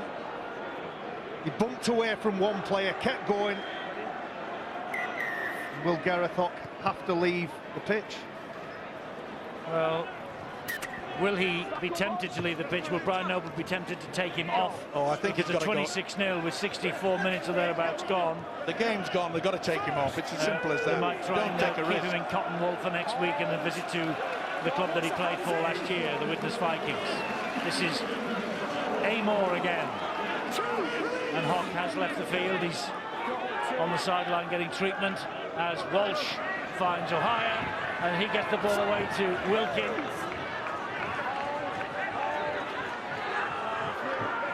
Roby, Lomax changes the direction, comes back this way, tries to crawl his way to the line. Roby with Saints 3 metres away from the line. It's Walsh, back it comes to O'Hare, and there is Turner, and Turner gives it then to Makinson. He's quick, brilliant, almost a great pass inside, but it was forward. Thought I was going to see another one of those spectacular tries. Just didn't have enough space to work in. Is that forward, Stu? That's forward, that's that one. Good couple of metres forward.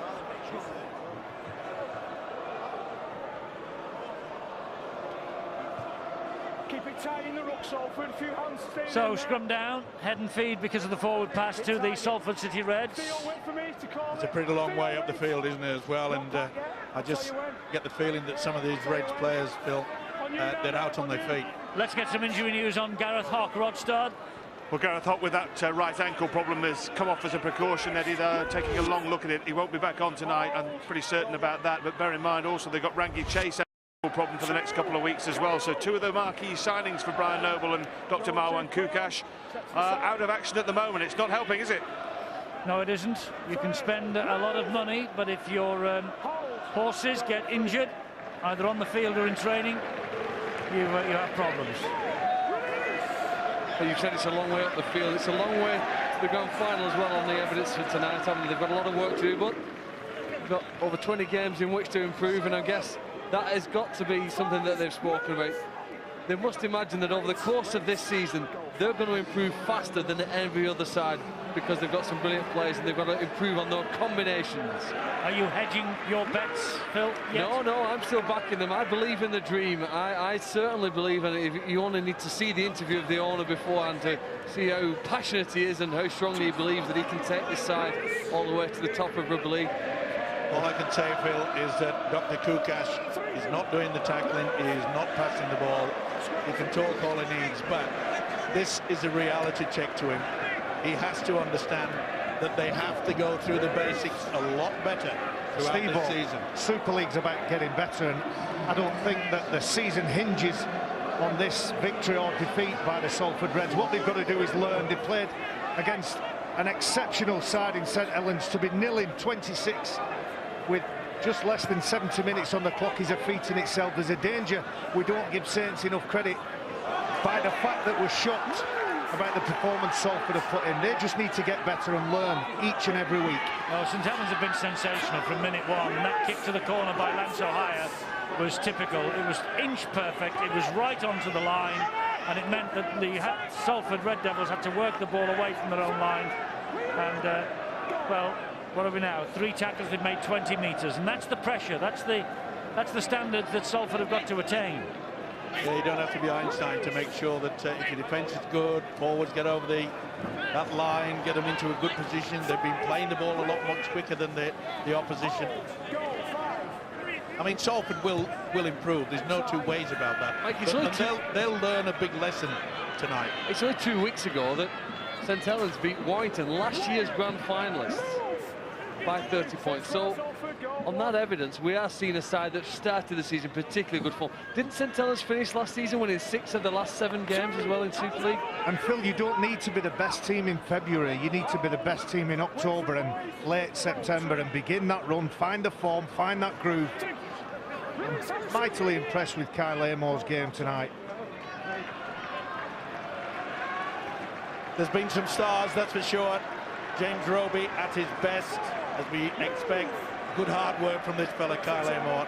Alex Walmsley created all sorts of problems for the defence from Salford.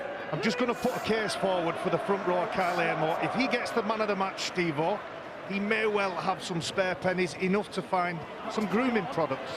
Maybe a bit of a trim on the cards for him. Well, I've got plenty. Gleeson loses the ball. The referee has deemed that it was stolen in the tackle, with 2 men in the tackle. I think there's somebody on the legs. And so it's a penalty to Salford. Yeah, no doubt about it. Wellens, they tried the first time, he succeeded. There's just somebody around his legs there, so he just got the penalty right there, Phil Benson. Good call. Ooh, they were fortunate to get that. They went for distance and just got it in the end. It's a terrific penalty, this. Now then, can Salford make hay out of all that? Here is Pulatua again. It's not just important for the players, it's important for the fans that they show something a little bit different. Melly. Makinson did well, actually, to cling on to him. Williams scampers in at dummy half. There's another problem for Salford. One of their players is down. It's Mullaney, the fullback. He's limping his way back into the line. This is Smith. Shot, what a hit. Soliola, take that.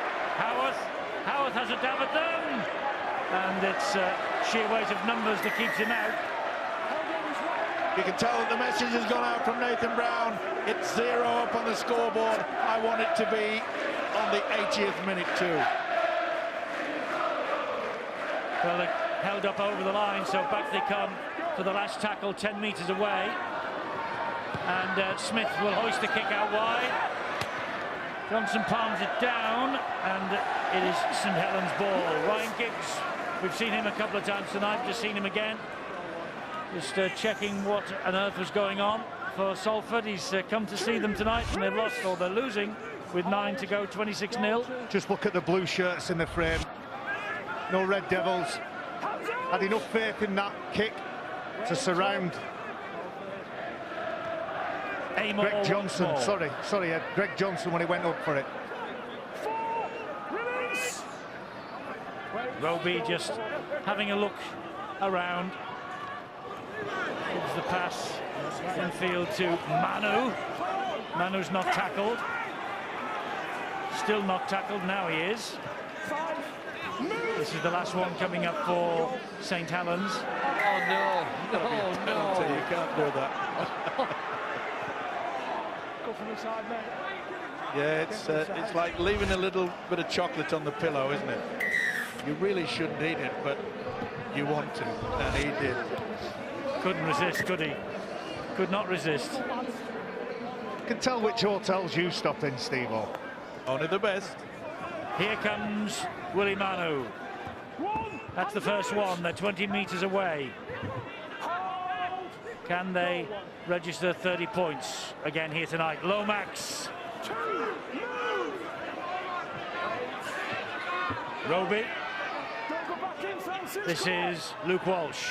Back he comes to Ohio. Ohio with a drop of the shoulder and a feigned pass to Soliola. Nearly caught them cold. Roby. Roby attacking the line. Here is Louis McCarthy-Scarsbrook. Leg drive all the way to the line. And down he goes. Come on, James, throw the dummy and go through the legs. Goal 4, that's it. He's just popped it up. It's a drive to the line. Is it a try? Yes, I'd say so. He's given the try. The try for Lafranchi. Anthony Lafranchi hit that ball at pace. Took the pass. There was no stopping him. And almost adjacent to the post, Anthony Lafranchi has come up with the latest try. His second of the season, subbing all 3 so far. Beautiful play, set pattern move. James Roby goes to his right, swivels, big fella coming to it. There you go. It's an old move. It's been going around for years and years and years. But I'll tell you, ladies and gentlemen, it is still effective.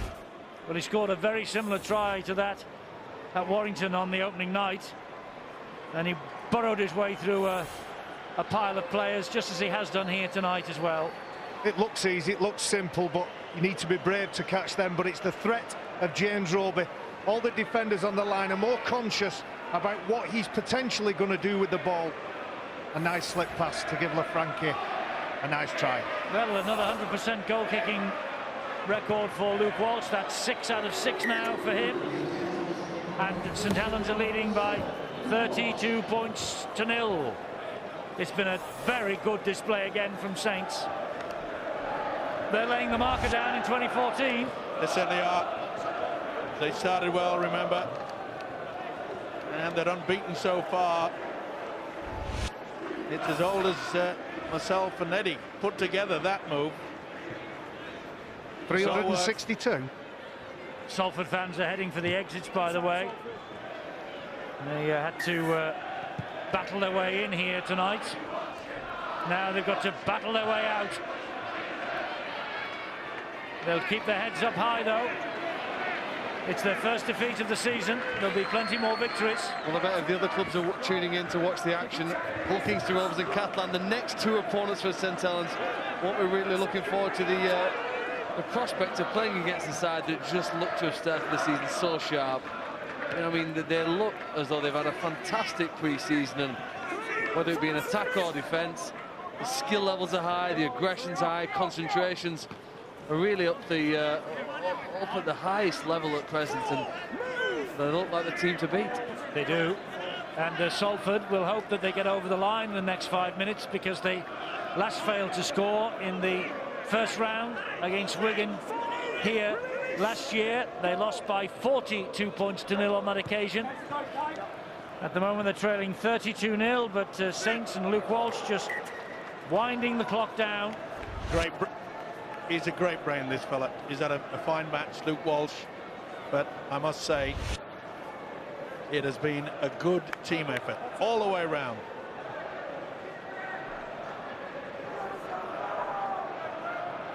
Well, James Roby's fitness is pivotal to St Helens.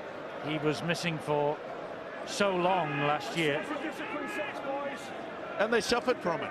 It's as simple as that. Then they went through the tragedy of being without Johnny Lomax for a certain amount of time. But this has been a really solid team effort. They talk to each other, the defence, they're very, very hard to get through. And remember, they've got Luke Walsh. They've also got Mosi Masoi yet to figure. A couple of new faces, Kyle Amor, Luke Walsh have been impressive early. It is a very good start to the season if you're a St Helens fan. You're top of the table tonight. And fully deserved as well. And let's not forget, you know, the likes of Makinson and Swift, Percival, and Turner's had a big game. This has been a tremendous effort. Nathan Brown will be very, very pleased with this. Well, they haven't won the Super League crown for 8 years. Is this the team that will take them to their 6th Super League title since 1996? Oh, Makinson with a bit of work to do now. Goes down, takes the challenge from Howard. There'll be a goal line dropout here for the Saints. He shakes his head, doesn't he, the young wing, and really he should have plucked that ball at the first opportunity. Good work by Howard, good chase, but he's had a fine game, and he's done his best since he came off the bench, that's for sure. 2 3/4 minutes remaining. The Saints fans are going nowhere. They're happy enough to stay to the bitter end tonight. Cheer their team to the rafters at the end. Walsh with the goal line dropout. Smith's underneath it. Here comes the runner that's Pulatua. Now can Salford get some consolation? Howarth and Smith. Long ball, Johnson, he's been impressive tonight, Johnson, in a losing side. Certainly has, he's worked overtime, but once again, I just get a little bit worried about this Adam Swift. He comes off that line and comes in on the angle. They get away with it. They cover so well to St Helens. Matty Ashurst goes down, 10 metres away. Halfway through this set of 6, maybe Salford's last. The ball went to ground but went backwards, so Theo Farge is able to pick it up and have another little dash at the Saints defence.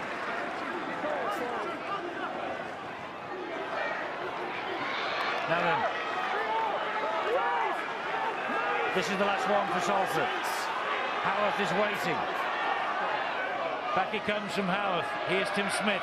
Tries to slide the kick through. It bounced off the outside of his boot, actually.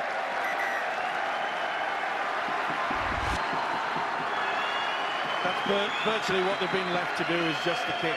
Ashurst held on, but Saints held on to Ashurst. Yeah, they had the numbers there. So well disciplined. They get themselves in one line. As I say, the only sort of negative that I can pick out is that the way that young Swift, this very bad habit of coming out on the wing. Here he is again. I think he must be encouraged to drift in field off the wing by Nathan Brown. Well, not in defence, because, you know, a better team will pick him out. Walsh back on the inside to LMS again. 40 seconds of the match remaining as Roby takes St Helens forward again to the 4th tackle. They'll see this out, try and get the kick in. We're looking at James Roby, and it's the things that he does in attack that maybe catch your attention, but 49 tackles he's put in defensively tonight. A good stint for a tremendous player. Oh, Ohio, they're all waiting for the kick, it never came, and Ohio has got the speeders outside him. Percival seals the win with his second try. Salford were waiting for the kick, and Ohio had second thoughts. Shaped a kick, Salford held back, gap opened up, he shot through it, Percival in support. It's another super try from Saints, another try for Percival. Yeah, they went for the dummy, didn't they? They thought he was going to get the kick, but he was smart enough. And how smart is that as well? He's a great prospect, this fella. He's making a name for himself in the greatest game of all. And why not? When you get the opportunity like this, look at the balance on this boy. Oh, that's good. Fantastic stuff. Yes, a tremendous try from Percival. Just puts the icing on the cake for the Saints. Just the kick to come. The only question that's remaining now is, will Luke Walsh maintain this 100% kicking record that he has attained tonight? 6 from 6. Another difficult one to come. It's 36-0. This for 38-0. And what do you say, Phil? In or out? A test of his concentration is, because you could forgive him here really for switching off, couldn't you, mentally? You know, the game's over, people walking home, as you can see around him. The hoot has sounded. It's almost a meaningless kick. The only challenge here is for himself, whether he can get back into the zone here. And I mean, we know he's a good kicker, we've seen that in the first 3 weeks. But can he here now? Is he one of those people who can switch it on when he needs to, when he wants to do? And there'll be times when he has to do. Well, 18 from 19, that's the angle he's got to make it 19 from 20. As I say, this is a personal battle. Oh, he doesn't miss, does he? No, he doesn't, not even with the help of the woodwork. He's going to be a great player for Saints, this fella. He's going to be a great player in Super League in 2014. St Helens top of the first utility Super League tonight. The man of the match is Kyle Airmore, and he is with Rod Studd. Yeah, thanks, Eddie Carl. Well done on the man of the match, and well done on a great performance by Saints. To come to any ground in Super League and win 38-0 must leave you really buzzing. Yeah, definitely, Rod.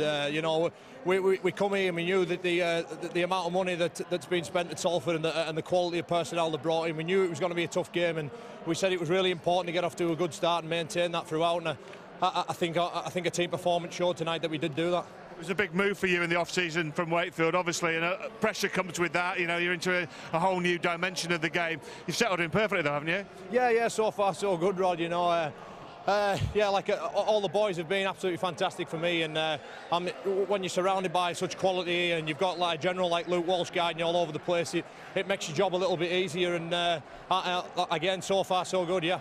Much has been made of this big St Helens pack, which is doing a lot of damage early on in the competition. What do they like to play with, these blokes? Yeah, again, outstanding. There's quality all through there. Big Alex Walmsley, he proves a tough customer to handle, and he gets us that real go forward, doesn't he? So we'll look at each and every game, each and every week, and we'll try and kick on further. So this one's over and done with now, and we'll move on to next Friday night against Hull KR. Just finally, people are making you favourites of the competition now. Do you see yourself as favourites? I wouldn't say that. You know, I think we're concentrating very much on our own selves each and every week, and people can say what they like, but we know what our goals are amongst the group, and we'll keep working hard towards that. Thanks, Carl. Well done tonight. Thanks for talking to us. Can I just say hello to me missus and kids watching back home? You just did it. Thanks, mate. Okay. Here comes Adrian Morley. Adrian, thanks for coming in to talk to us. I know it's not easy after a home defeat. Just give us the verdict, because people said this is the acid test for this Salford side. What's the verdict from the camp? Well, we got taught a few things tonight off St Helens, who are one of the strongest sides in the competition. We started very well. You know, we was caught a little bit in the headlights, was a bit startled there, and second half I thought we started it well for 10 minutes or so. We got ourselves into the game, but when they scored that try against the running play, our heads went down a bit, and you know, it's a tough lesson, but we will learn from today, and I'm sure we'll get better. There were good things that you did, because, for instance, you really knuckled down after conceding 2 early tries to keep it to 12-0 at half-time. There will be positives to take from it. Yeah, definitely. You learn from each lesson. It was a really tough lesson we've learned tonight, but as I say, we'll get better, and you know, we'll put this one down to experience and bounce back. Thanks for talking to us, Adrian. We appreciate it. Cheers, Rod. Well, Adrian Morley talking Salford up, as he must do, of course, being the club captain, but they met a side in a different class tonight, and that scoreline really says it all. Percival with 2 tries, Wilkin, Walsh, Amor, Lafranchi. 7 from 7 for Luke Walsh. and the result really never in doubt. 38 points to 0. Well, I wonder what Brian and John Wells have made of all of that. Well, Eddie, we're going to start by talking about the man of the match, Kyler Moore, a man on whose face exposed skin is becoming rarer and rarer. Before the game, you mentioned Kyler Moore, you mentioned Alex Walmsley. They and the rest of the St Helens pack, John, didn't let us down. No, they didn't. And if Percival's first try on 50 minutes ended this game as a contest, then Amor's try, courtesy of some great build-up work, which we're going to show you now from Walmsley, 5 minutes later, really broke Salford's hearts, didn't it? We spoke in very glowing terms about Alex Walmsley in the lead up to this game. Here he is. I'm just going to zoom him here, because Alex Walmsley here, he is looking at one area of the field in particular, and that is a retreating Tim Smith. He's been a spot player, him and Theo Farge, all afternoon, and he's able to back it up with some great footwork at the line. Just drifts on the outside of Tim Smith here, and then Kyle Amor. And there he is, just floating around in the background, and he gets a late offload, scruffy offload, but they make the most of it, and he piles over for his try. 2 bookends. I thought they were absolutely outstanding. 25 tackles for Walmsley, 23 tackles for Kyler Moore, and we will now focus on the defensive effort of St Helens. Perhaps many people, apart from Phil Clark, thought Saints would win. Not many thought that they would keep Salford scoreless. Yeah, that's got to be that. Despite the scoreline and despite the loss, I mean, it has been a great evening here at the AJ Bell Stadium. I think Brian Noble and Dr. Marwan Kukac will be very disappointed they're not able to get across that whitewash. They've brought in a heck of a lot of attacking talent. Couldn't get over that whitewash, and here's why. 2 great examples of defence. The first one in direct contrast to what we were saying about that left edge for Salford, Francis Melly and Danny Williams on the outside. These 2, Turner and Makinson, they worked together as a team. They knew there was a threat there, and they worked very well in tandem to snuff that out. The second one, great shot from Sia Soliola, but what I guess quite a few people didn't see was what he did for the 5 or 10 seconds after that, and he was heavily involved in the next tackle too. So he comes from the edge of his screen here. That's a great shot on McPherson. Keep your eye on him now, because again, it's these little 1% efforts. That's crucial. That involvement there is just as important as the big tackle that he made on it, and that is the reason for players that are prepared to put those little extra 1% efforts in, and players in their position who are playing well, as we said pre-game, make Saints a very, very difficult team to beat. Yep, great day for Saints. If this is hell, Eddie, there'll be many teams relishing a visit here. Salford much to do, St Helens, well, they're purring at the moment. Back to you. You're absolutely right, Brian, they are. It was a magnificent performance from St Helens, and it's a real wake-up call for the Salford City Reds. They beat Wakefield, they beat London. They couldn't live with St Helens tonight. They are worthy winners, Barry, at 38 points to 0. This is the wake-up call. This is the standard that Salford have got to attain. You could tell from Adrian Morley there, he's trying to be upbeat and positive. They were taught many lessons, and particularly in the forwards, I thought Lamatasi would have stood up and relished that challenge, relished the fact that Kyle Amor and Walmsley were going to take that ball forward for Saints as they did. He fell a little bit short. I think he'll get better. I think Adrian Morley and the pack of forwards that Salford have assembled, they'll go home and they'll take that personal. They'll go away, they'll train hard, work on the things that they need to work on, and make sure they don't make those same mistakes over and over again. There's a lot of 30-somethings in this Salford side, Steve. Oh, you couldn't really say it was men against boys tonight, could you? But it was. No, yeah. Look, they were completely outplayed in every department, and Brian Noble, he'll probably say that we've learned a bitter lesson. Well, it's just a basic lesson in many ways, because the defence was shocking in that first half. Their kicking game was woeful. And you can't do that against a classy side like St Helens. And I agree with you, Baz, because we've got to a point where this front row, Walmsley, Amor, and of course in the middle, James Roby, they will create all sorts of havoc this season. It was the kicking game that perhaps let them down, but I think about halfway through the game it was very evident to me that play 3, play 4, play 5 weren't good enough. The play the ball wasn't quick enough to give the time and space to the kicker, and that's why the kicking game wasn't as effective. But as being a former prop forward, if you get over that vantage line, you get them to quick play the ball, and that's what St Helens were doing tonight, your opposition were nowhere to go. And you look at the fact that Luke Walsh just controlled things out there. They're going pretty good, are the Saints. Well, they are, and they go back to the top of the table tonight, or they go top of the table tonight. They leapfrog Castleford, albeit maybe until this time tomorrow. But prior to tonight, it was because the Saints had conceded 6 more points than the Castleford Tigers. They've scored tries and points for fun, the Saints. Their defence tonight will have pleased Nathan Brown, I think, as much as the attack. Outstanding. I mentioned it, especially in that first half, is that they don't get excited. A lot of people coming out the line. I did mention the young kid, Adam Swift. He'll learn from that. He sometimes is very, very fast, and I know a lot of wingers, they think they can go for the intercept. That's fine, but the way that they covered up for him, he was coming in on the side, the two centres were moving through, the full-back. They've got a very, very good back line, and it's not surprising that they will score tries when you've got the man like Luke Walsh there. He's fitted in superbly. He has indeed, and remarkably, just hearing the stats, just 9 missed tackles tonight from St Helens throughout the whole 80 minutes. Defence wins games. St Helens focused on that tonight. They were very enterprising with the ball. Tremendous performance from them. Yeah, fabulous performance. They all turned up here, the Salford supporters anyway, to see their team go top of the table for the first time ever. It hasn't happened. Coming next on Sky Sports 1, the Football League preview, FL 72, that's next. Right now on 2, there's Premier League darts. Now on 3, there's the ATP 500 tennis from Acapulco. And now on Sky Sports 4, PGA Tour Golf, the Honda Classic. So all that's happening now. Happening tomorrow, we have 2 games for you from the First Utility Super League. Our live match, Hull KR against Castleford. Can they now get back top of the table? 8 o'clock, Sky Sports 1. And 2 hours later, you'll be able to see the Leeds Rhinos in the Cattle and Dragons match. That's on delay this week. Our first of our regular features now, where we'll have all the home games from the Dragons throughout this season. That's at 10 on Sky Sports 1 again. So, until tomorrow, well done the Saints. Breathtaking again tonight. Back at the top of the table. We'll see you at Hull KR. Bye-bye.